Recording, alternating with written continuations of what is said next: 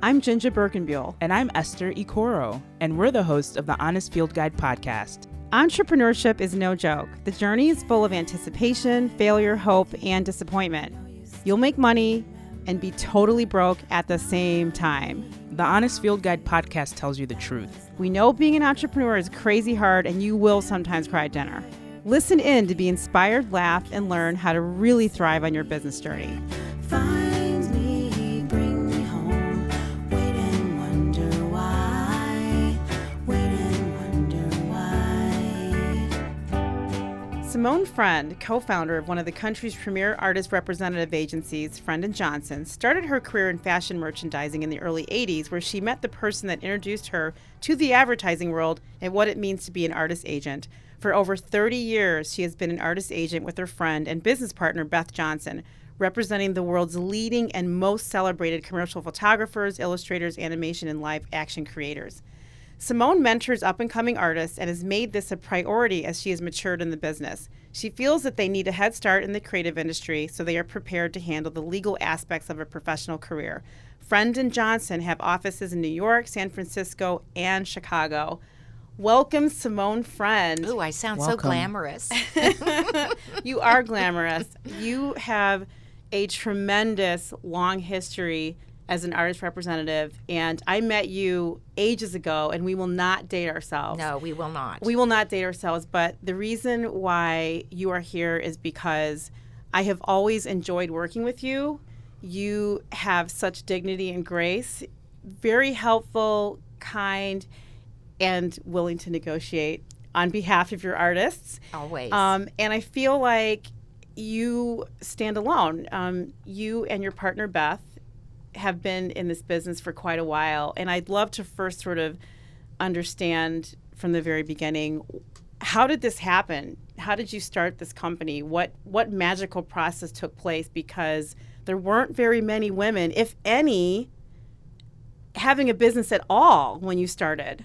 I had a background in fashion merchandising. I was a fit model for Jarrell of Texas, which is this middle America, line of ladies' dresses. And I used to moonlight at a boutique because I wasn't making a lot of money. And I used to have this beautiful blonde that came in, Lisa Cobb, my first business partner.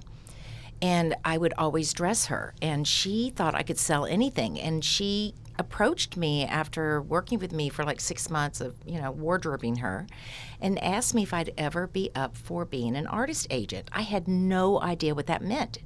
Never in my wildest dreams would I have thought in the early 80s that I would be an artist agent. So she had me go to a lab called Total Color, since I had absolutely zero background in any kind of photography or illustration. I learned the business for about 6 months. And then we just started our business. We just went forward without any thought process of failure. It wasn't something that you would go to school and say, I want to be an artist agent when I grow up. It was a kind of a niche career, I think. But it was perfect because once I started doing this, I realized I had actually found my calling. We don't always know what we're supposed to be when we grow up. And I had absolutely no idea. I didn't go to college. My mother was divorced, so I was just trying to figure out what I was going to do. It was all perfect timing. It was the beginning of the 80s where artists were needing help. And Lisa started it, and she took me on board. What kinds of artists were you repping back then? That's when we just had taken on Jeff Kern, who has been around for a long time. And we had a couple of photographers, and we had a few illustrators. But back then, you actually had to take the artwork and hand deliver it to the agency. You did your estimates on a typewriter. We had like a restaurant pokey thing that we would put our confirmed jobs on. Kind of felt like you were working in a fast food restaurant as opposed to an office. I had always loved illustration, and Lisa has always been more photography and illustration. So it was a perfect match for us. And we just would call on advertising agencies, and I think it was something that was successful because it wasn't being done by everyone. So we were able to have artists who could be promoted and be seen where they might not have if they didn't have an agent. artist representative. I mean, when she brought this to you, did you say to her, what is that? Because I feel like when I was working in corporate, I think I kind of knew what an artist representative was at that time. I knew that there was a way to get to an artist. It wasn't like it is today. You actually typically had to go through an artist agent or rep to find talent. And it was an intimate, personalized experience. But did you know what it was? And did she know what it was? Was she already doing it? You know, Lisa is a brilliant woman. She went to Brown University. She had a business degree. She started this business on her own, and she felt that this was an area that was missing, that there was a need for it. And she started doing this on her own, and she got really busy. And that's when the two of us connected, and she said, I think that this would be perfect for you. And it really all just kind of fell into place. It was just timing. The market wasn't inundated. Our first office was actually in Dallas with Robert A. Wilson, whose boys are Luke and Owen Wilson, the movie stars. Oh my gosh, what? So we would be in this great warehouse, you know, where your high heels would stick in the floor, and Luke and Owen would just come running, you know, around us. And we were in such a great time period because the early 80s, Texas was really known for their designers. I mean, there were amazing designers Really? that came out of that. It was a huge graphic design industry there. I had So- no idea. Who was coming out of So Dallas? Woody Pirtle was a big one. Woody Pirtle, who was one of Oh, the I partners had for no idea. Pentagram. Yeah. There's Well, wait, was Pentagram established in Dallas, Texas? no. I think it was established in New York They were with from New Michael York. Okay, Beirut and got those you. gentlemen. But then- okay. Woody definitely Okay. started on that. There was Rex Petit, Don Sibley. There was DJ Stout, who used to be one of the head guys at Texas Monthly. He's also Wow. part of Pentagram now. I mean, it was a huge... Well, this is going way back. Right. But I also think because of that design introduction, I think that's where our eye went, because that's what we were learning. Right. So things for us were a little bit more graphic, a little bit more conceptual, a little bit more provoking. We weren't looking for people that could shoot things with holding a glass of vitamin C, or we were actually looking for the opposite. And I think that also being in Texas with that design world, there was a lot of illustration, where those wonderful posters and all those things that were coming up. And so for us, it was just a perfect balance to have photography and illustration at that time. And I feel like because of being associated with some of those graphic designers, we were also open to meeting some of the artists that they were working with. Right. And because of that, it became kind of word of mouth, and that was where we might have gotten some other artists from them. It really kind of took off. Can you talk about what an artist representative is and what an artist representative does? I don't know that people quite understand what Well, that role is. We're kind of like a mother. We are the ones that are here to protect them. We kind of negotiate the job. My job actually is that I go over when we find an artist. I go over, Beth and I do this together. We put a portfolio together of what we feel is going to be appropriate. And then I go out and I try to target that audience for that particular artist. So if I have someone that's shooting fashion, I'm certainly not going to go see someone who just works on diapers and, food products. So we really try to target those audiences. And then I show the work. It's almost like being a matchmaker. You try to find the right artist for the right job. I mean, that's really what we're doing if we're doing our job correctly. And then we have to try to help them market themselves, promotion, all of these things are kind of important. And then when you do get the job, our job is to negotiate, of course, to try to get as much money as we can, to protect them with usage, to try not to give their rights away, and to make sure that things get collected. We do all of their billing, and then we try to help them move forward, because a lot of times an artist will become stagnant. They won't want to test, or they won't want to move further than they're already going, because they feel like, if I'm not doing the work I should be doing, then why do I need to draw for it, or why do I need to be shooting for it? But you have to, and that as an agent, that's what our jobs are, is to not only manage their careers now, but to help them continue to move forward. Because if you stay stagnant, the work stays stagnant. And you can only be in that world for so long. And as we all know, this is a very cyclical business. Yeah. You know, you have to keep moving forward. And so I do think a lot of artists struggle and may end up leaving the business because I think they become frustrated. What is the work? The work is their work, the artist's work. And then what types of clients or customers or industries are you working in? And this could just be Friend and Johnson, or it could be just in general for an artist representative. Because when you talk about representing an artist for what end? Well, I think that when we take on an artist, we really kind of sit down and talk to them about what are your goals? You know, what is your dream client? You know, what do you see yourself doing in 5 years from now? You know, what is it about you that you want us to grow? Because our job is, again, it's to try to get them what they want. And so when we're shepherding an artist with their portfolios, for us, it's really not about what they've done. It's about what they want to do. So we try to put books together that kind of show the work so that they can go after that job. I mean, I'm sure that's the case of most things. You know, you want to be able to show what you can do almost pre-concept so that you can get those jobs. Like when I go to Target, I really try to show the illustrators because they do so much great packaging, you know, or Pentagram or wherever you're going. You know, I try to target places that would really be a little more illustration heavy. Do artists come to you fully formed, or are there points at which you might help drive an artist's evolution? Most of the times, they don't come fully formed. Every once in a while, we'll get lucky. But in the beginning, we were all kind of learning together, you know, and a lot of artists are really clueless as to how important this step is, that it's not just about showing a book. It's just so much more than that. You know, I am a reflection of them as well as they are a reflection of me.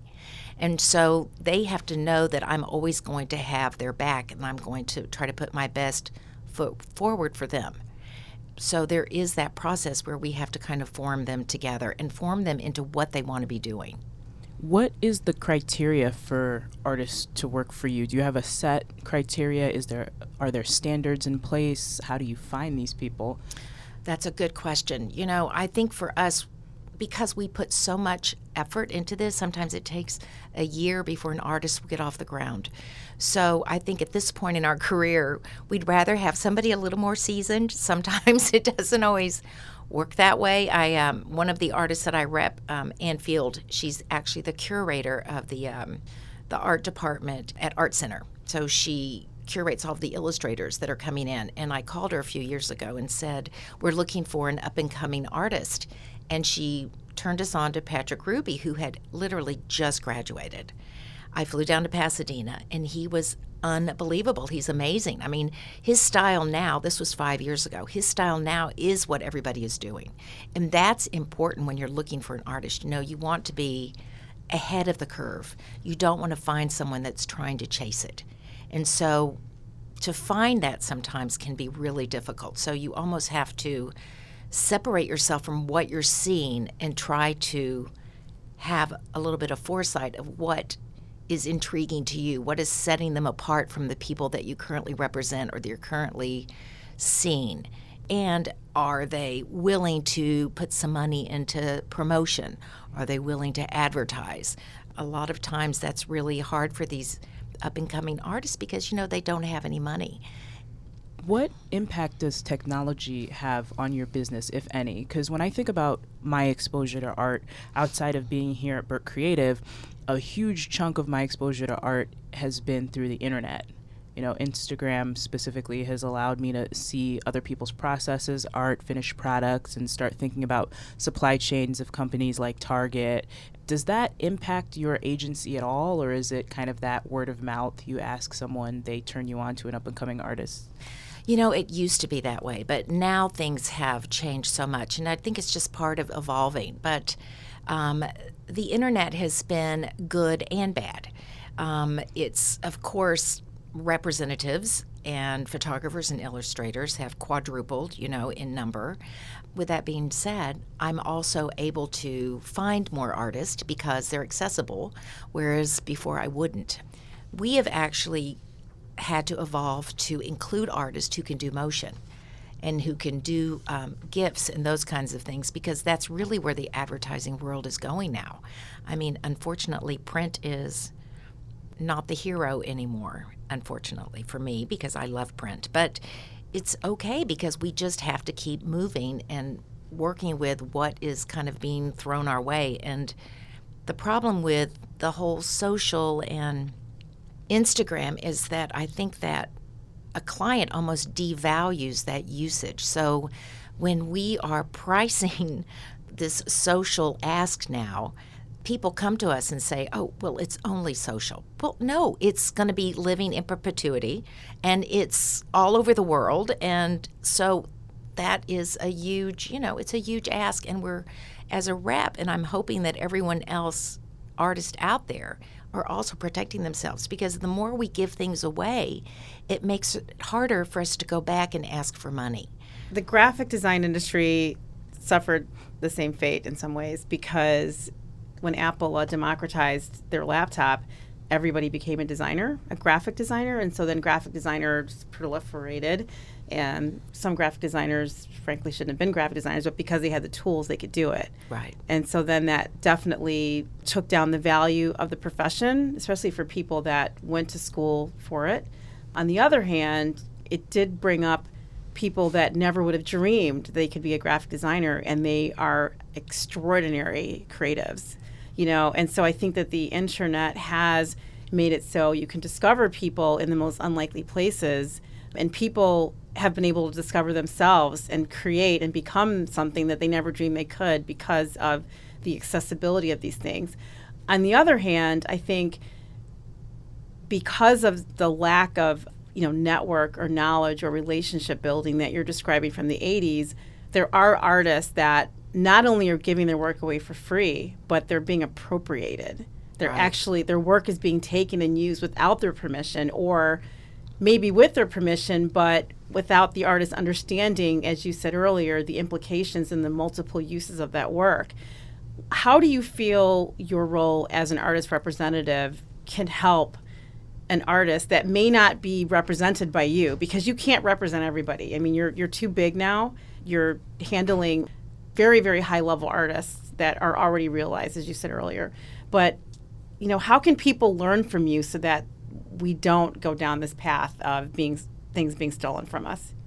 This is one of the things that is really important to me, and I think also for my partner, Beth, is mentoring. This is something that is so important because it's setting a standard. But one of the things that we have found, and again, it's just through trial and error, is an example is now with all the way things are being used for digital banners or Instagram, whatever, on the website, artwork becomes vector, okay?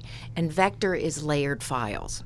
So I have, and my partner, we have actually had to write in our contracts, you cannot separate this illustration. You cannot take these files and rearrange them. You can't recolor them. We had no idea that they wanted to do this. I mean, honestly, because it's just a different medium. It's a different format. And so we know now, as representatives, to ask up front, are you going to be reworking images to fit the crops because of all the different destinations that they'll be in? So these are all things that I don't think a young artist would realize unless maybe they do this quite a bit and they'd understand how it works. But they don't understand you don't have to do that. You don't have to give them the right to let them separate your illustrations. I just did something for an agency here with an illustrator that I represent in London, who actually his background is in textile design. So he's amazing with patterns, and he was one of the first people we represented that actually just worked on the computer. Now most everyone just works on the computer and they don't work by hand, but this was a huge company, and we had to put in our contract, every single ask, like, no, you cannot change the pattern in the background. No, you cannot change the color of the man in the image. It really is being protective of your work because it is still your work. The other thing too that we have also learned is that with these animation pieces that we're doing now and the GIFs, motion is really unlimited use. It's really where you seem to lose your copyright.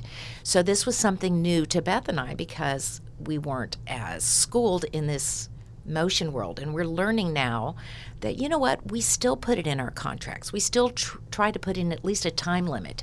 Is it 5 years, 10 years, something? Because you don't have to give your work away for unlimited use in time. And I think it's just really asking the question instead of assuming that the client gets these rights. You know, we've tried to say, really, do they really want to use this for the rest of their lives, for the whole, is it going to be fresh for them in 20 years? Yeah, it depends on what it is. Exactly. The answer is yes. Right. But Yeah. I think it's just a natural ask now from attorneys who are doing everyone's contracts that just say, well, just ask for all rights, ask for work for hire. These are all things that you don't have to sign away. Wait and wonder why. Wait and wonder why.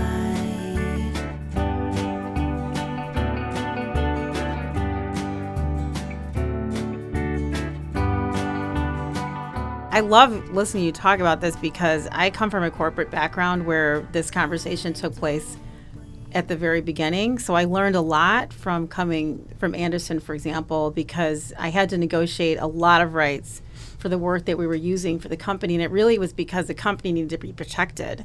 Right. It wasn't the artist. It was really like, if we use this work and we haven't gotten proper permissions for it, they have a right to sue us for it. And so when I opened my own company, I always was working on behalf of the artist because I know what large companies need, but I also know what the artist needs. So I've always been aware of additional uses of artwork. I also understand the implications of requesting unlimited rights for an unlimited amount of time in whatever medium it needs to appear, and being very clear about that up front with an artist, saying, look, this is what we're going to do.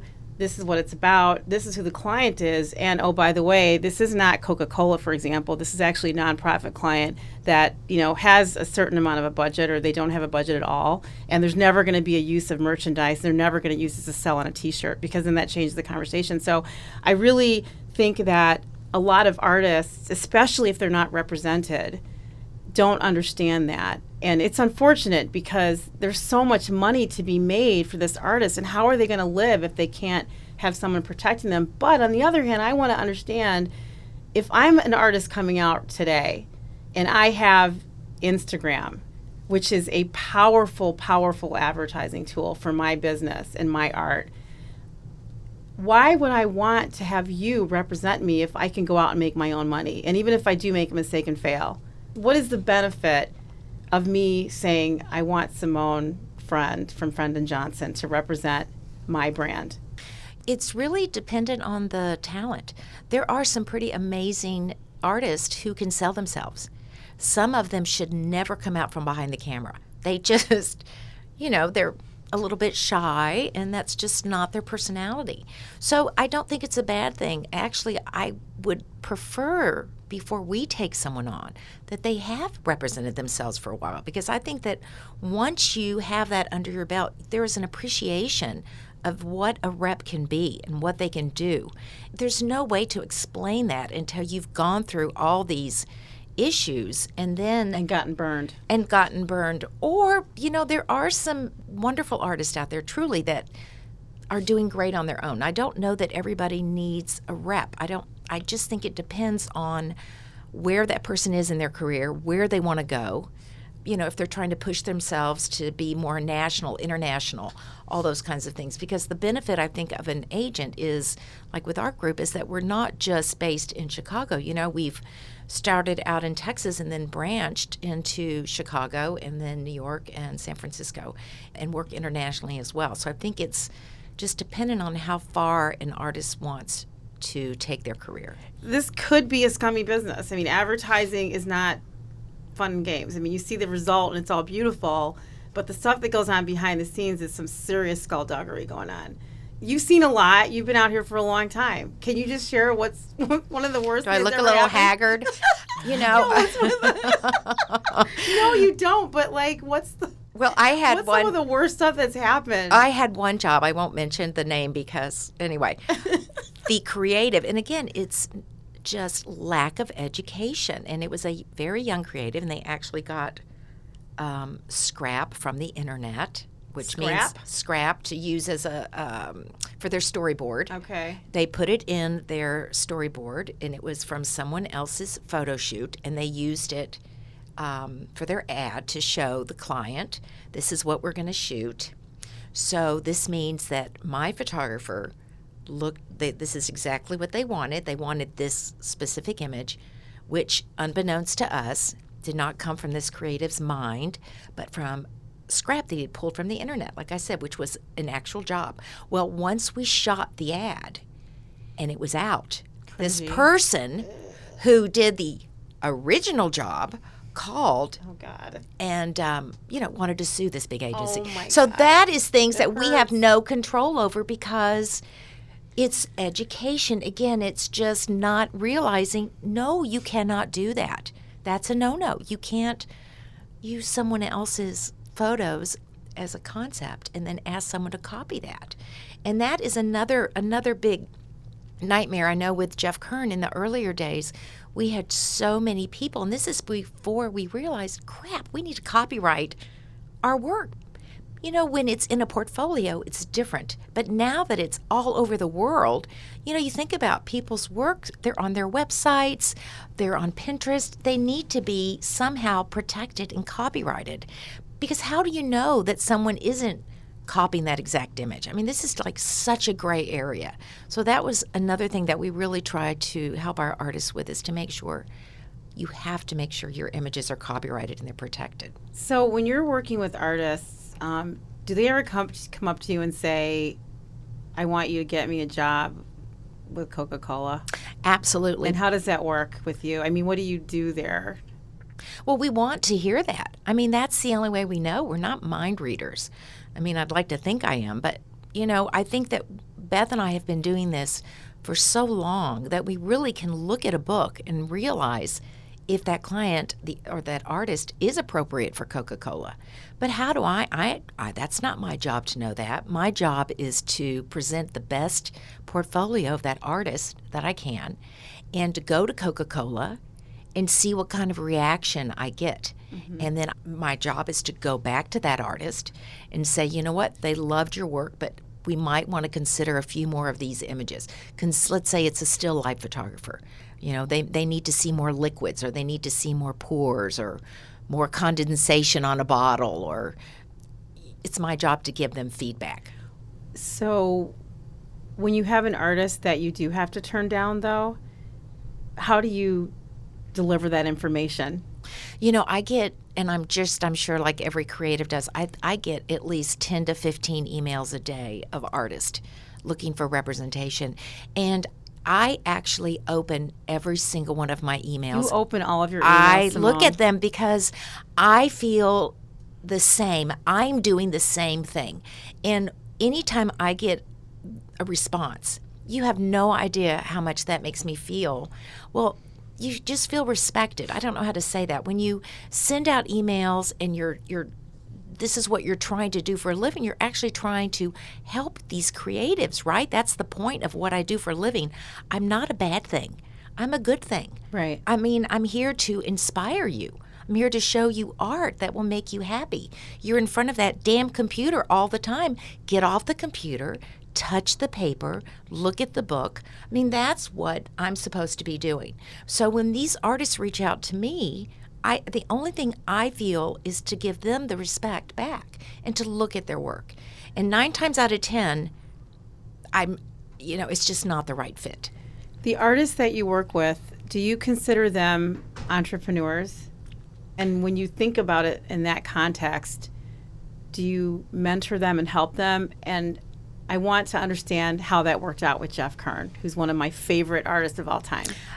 Jeff Kern is a very special soul. He's an old soul. He is, Yes, he is a celebrity in his own mind and an entrepreneur in his own mind, and he is one of these people and will always be timeless. I mean, you look at the work he did in the 90s, and it looks like what people are doing now. I mean, so I think it's a testament to how talented he is. You know, I think he is leaning more towards gallery, and I think that a lot of these artists find that there is a release in being in that fine art world as well, because you get a little beaten up with your brain when you're in advertising. You know, you don't always get to do what's in your heart and your soul. I don't know if that answered your question, but Yeah, I feel that artists are entrepreneurs and they don't recognize that they are, which is probably why some of them do have trouble with what you're describing. They would rather just make art and not have to deal with the business side. right. Consider in today's environment, it's really difficult for an artist to be successful without understanding that they're actually in a business and that they are an entrepreneur, unless they're working for a company as an internal designer or an internal artist. I don't even understand how an artist could not have some kind of a business sense. And if they don't have a business sense, for God's sakes, they need to have a representation. You're exactly right. They do need to think of themselves as a business. So how do you do that? You have to market yourself. You have to spend money on promotion. You have to continue to evolve. You have to continue testing. You have to continue pushing yourself. It's just like what you were doing. You know, whatever we're doing, we're always trying to strive to be better at what we do. And that's exactly what an artist has to do. Sometimes an artist will have the mentality that they have a rep now, they can step back and not do anything. No, that is the wrong answer. And when that happens, that relationship is going to fail between the artist and between the rep. And it is hard because the artists, not all of them do have a business sensibility. You know, they really don't. They're very personal and close to their work. So it's hard for them sometimes to be critiqued and to push themselves forward. And it's a very personal place. And so as a rep, you have to be very sensitive to that. I can be a little bit mean. My partner, Beth, is much nicer than me. Have you ever had an artist that you've brought on that you've had to let go to say, you know what, this is actually not working out, whether it's because of a business piece or a creative piece, or they failed something, or they messed up a job with a client or whatever? Have you ever had that happen? I have, and it's gone both ways. Really? I mean, it's really like a marriage. You know, it's a business relationship, and it's a business on trust.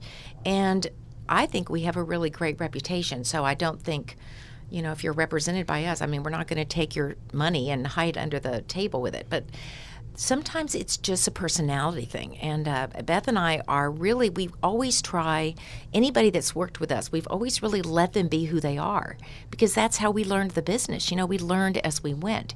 And so we always encourage anybody that works with us to just, whatever your strength is, let it shine. We're not going to try to micromanage you. And some artists really want to be micromanaged. Really? What does that mean? They want to be Well, micromanaged? I think they just want to make sure that every T is crossed and every I is dotted, and that everything is just very tight. And it's hard when you represent a large group of people, because I can't give 100% attention to you all the time. I have to be able to, you know, move things around a little bit. And so sometimes I can't talk to someone every day. It's just a personality thing. It's not a bad thing. I mean, we've found that it always works out for the best. I tend to take things very personal when someone wants to leave us, because I feel like I've given my heart and my soul. But sometimes it's time. A lot of artists, after 5 or 6 years, it's kind of that bell goes off that says, I've been with you for a while. I think it's time for me to try something else. And sometimes they will come back, sometimes they don't, but I always feel like whatever happens, it's a good experience. And everybody that we have parted ways with, I am still very close to. How many artists do you represent? So we probably have about 20, and then we have the animation group, and we have the Sky Pie, who does stop motion and live action. So how do you get along with Beth? I mean, it sounds like you have this, you have a long-standing relationship, and a lot of people that start up a company, they have success and some people don't, and they split up with their partners. You have a strong partnership. What are some of the secrets that you've developed over time to keep this working? And she's not even in Chicago. No, but this is how she calls me in the morning. Good morning, good morning, good morning. How can you not love someone that does that? My mom used to wake up in the morning and sing that kind of song to me, and I sing it to my children. And I actually jokingly sang it to Esther when she was half asleep on the cab ride back from British Columbia, and she's like, "Don't ever sing that song to me again." I'm a morning person. But she's a morning person, but it wasn't morning when I was singing it. So go ahead. No, she is. So wait, what? She's one of 5 children. She's just the most humble, sweetest, most genuine person I've ever met. And she's kind. Like, she's just kind in her heart. She has no agenda. And every time, because I am much grumpier than she is. And so when she hears me being grumpy, she just knows how to, like, get off the phone nicely or just, kind of move away from me. And but we're both a little ADD, so we get along really well. It's not, we're in the same headspace, and I think our goals are the same. But you're in a our long distance. morals are the same. But you're in a long distance relationship. We've always been. We started in Texas, in Dallas, in an office together. And when you meet Beth, you can't help but not love her. She's my best friend. She's my dearest. She's like a sister I never had. Simone, so 3 women in the 80s launching a business. What was it like being 3 women doing this work? I don't think anyone thought of that we were entrepreneurs. I think we just thought we were 3 women with a mission who were not going to fail. And that's what we did. We just did what we needed to do. We all played well together. We had a great thing going. We were in it at the right time. It was when agencies were really doing some amazing work, and we got to participate in a lot of that. So I think the fact that we were 3 women, I think that actually helped us because creatives enjoyed seeing us, especially, we were easy. We weren't your typical business person. We were fun and enjoyed what we did. That was long ago. That was long ago. That was long ago. That was long ago. When did you first hire your first woman to represent? I'm going to assume it was probably Ann Field. Yeah, Ann Field is amazing. I think that's who it was because, she's such an icon. And I think that Beth and I had been following her work for a long time. And her husband was Clive Piercy, who was also an incredible designer in Los Angeles. And we were so fortunate to have Ann. I mean, it just was a blessing to get her. I feel like when you first brought Ann on board, I remember seeing her work and loving it. And I thought, wow, look at her work. It just had a joy de vivre to it. It was flowing. And how have your artists evolved in terms of their, not only their skill, but in terms of their work over time? Because her work has changed. And were you part of that evolution at all? I mean, did you help them evolve, or did you just kind of rolled with them? Like I had said earlier, I think it's a partnership. So with Ann, she is so prolific. She does these beautiful watercolors, and then she does these really interesting collages.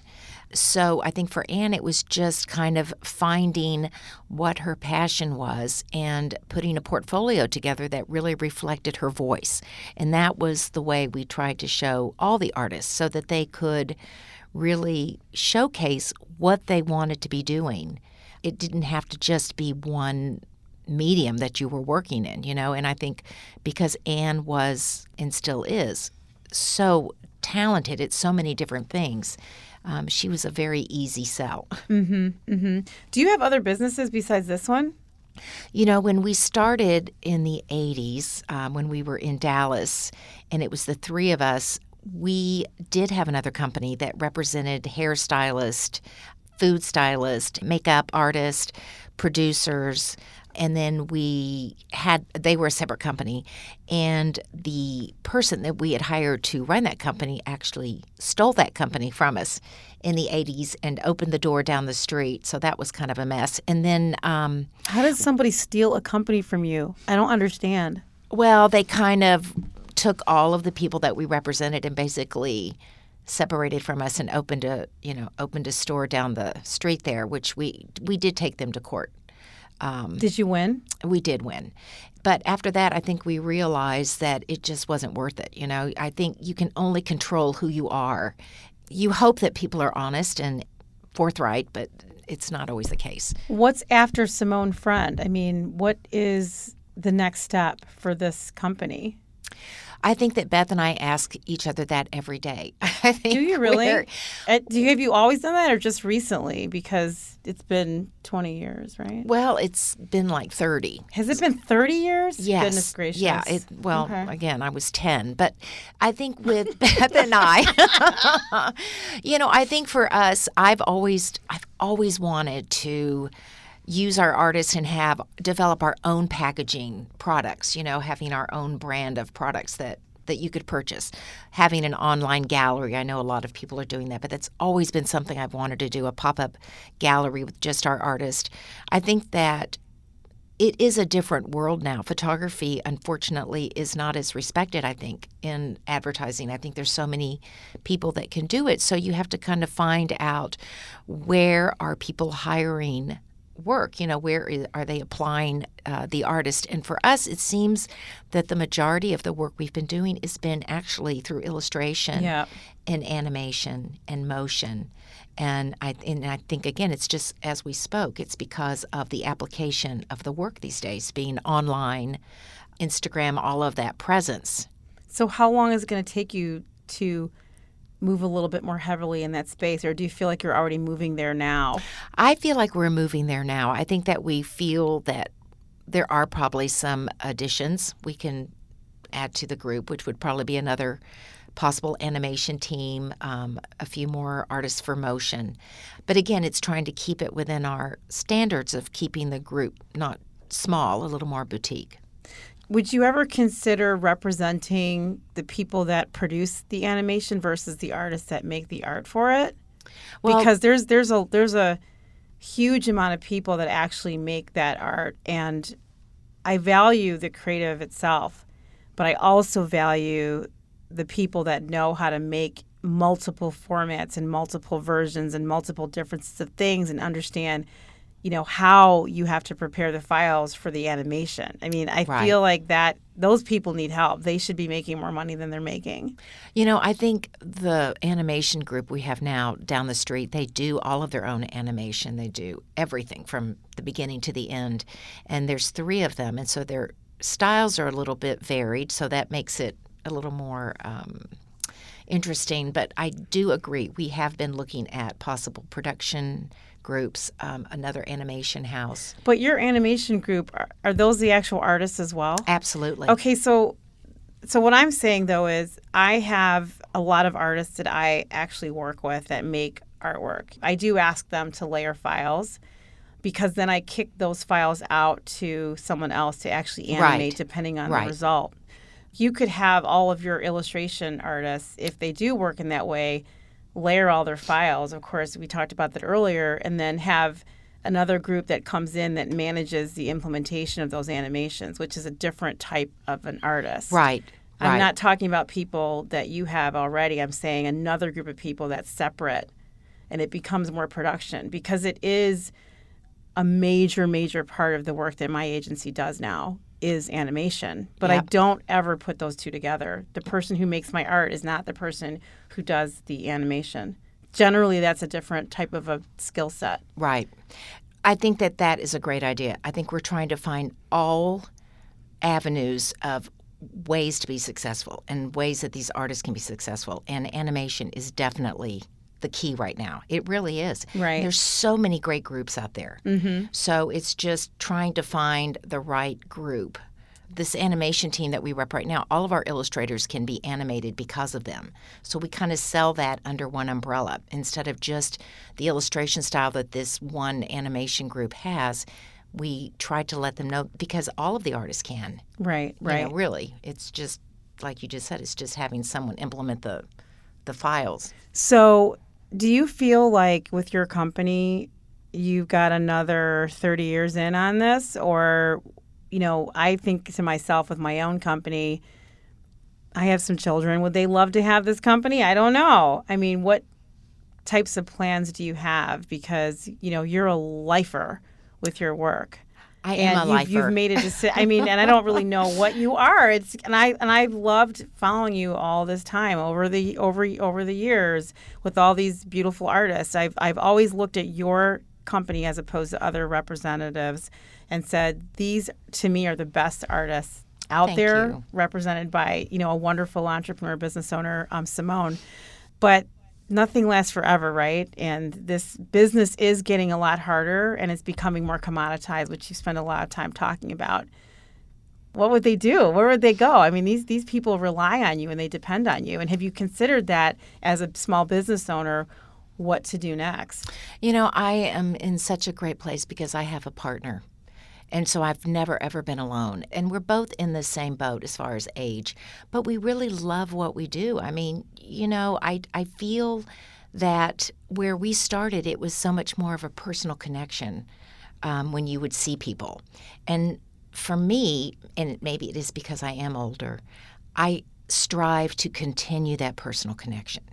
And for me not to be able to do that, I think I would be lost. I mean, I'd much rather, instead of, you know, doing an estimate, I'd much rather be face-to-face with someone and showing work, because it's the best thing in the world to be doing. I mean, how easy is my job to show these beautiful books that each artist takes the time to work on to kind of show how individual they are, and then to get the response.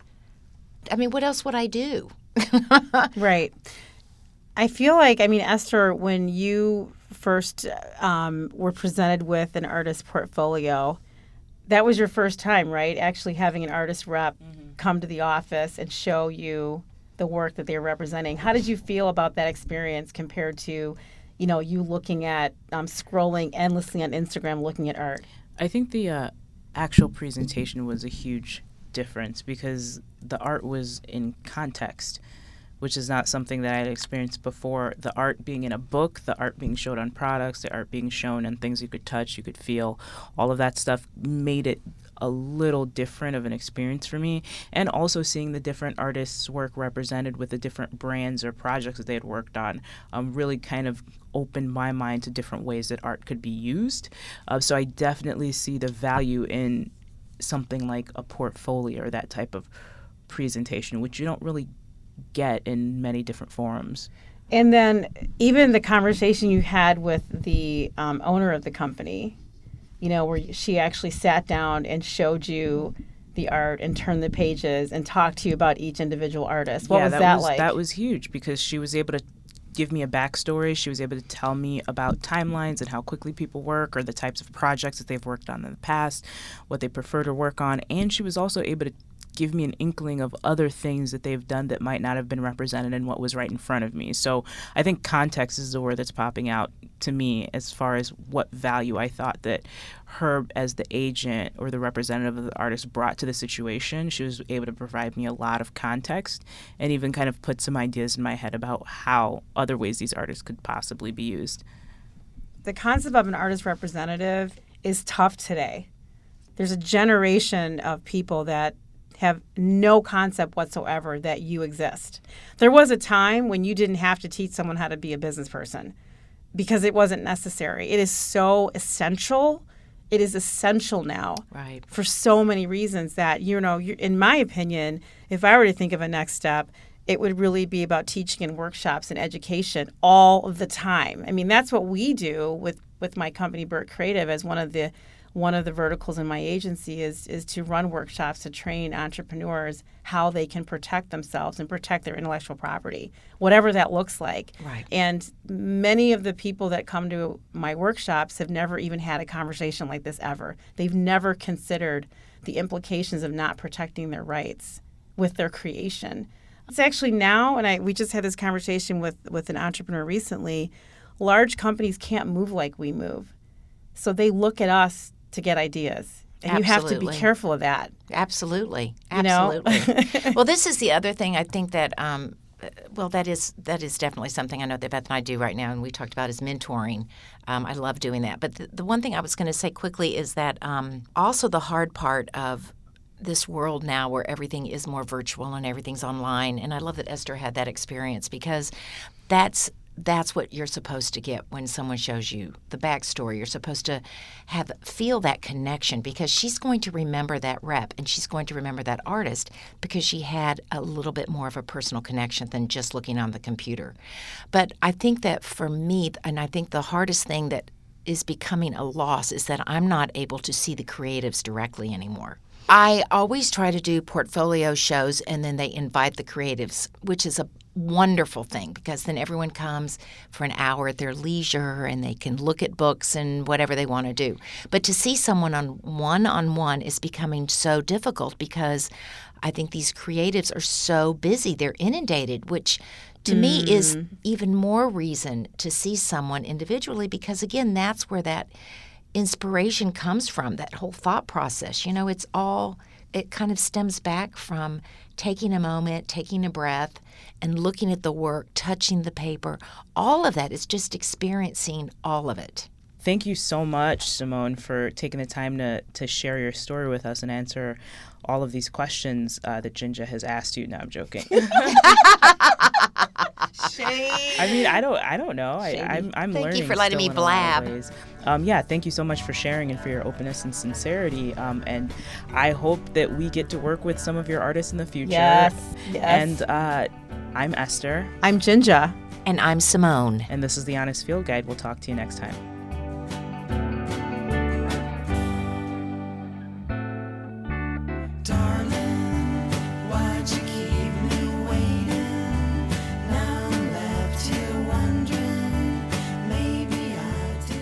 The Honest Field Guide podcast is produced by Birk Creative, written and created by JinJa Birkenbeuel and Esther Ikoro.